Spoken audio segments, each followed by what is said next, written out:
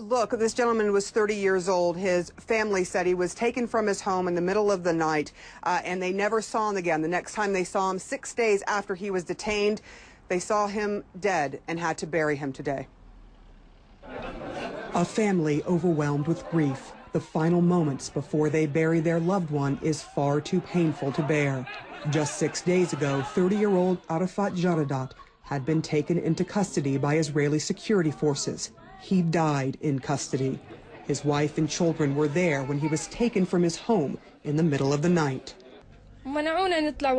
They prevented us from going outside. They closed the door behind him. We only heard him screaming. The whole neighborhood heard him screaming, she says.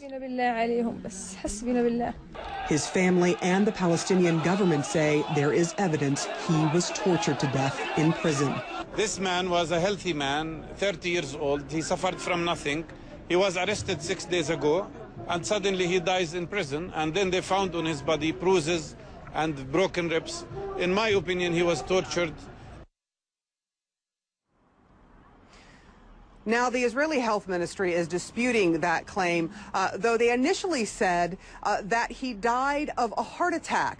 But the autopsy did not show any problems with his heart. However, Israeli officials have said that they cannot determine at this point the cause of his death. They are waiting things such as a toxicology report, which will take some time. But they say there were no major outside issues, things that they could see that would indicate any kind of torture, and they have disputed the claim of torture. Now, as far as the Palestinian officials, one of whom was actually there during the autopsy, he said that there were clear indicators of torture and that the Palestinian officials and the people of Palestine will absolutely not let this go, and that Israel will have to take responsibility for what happened to this man.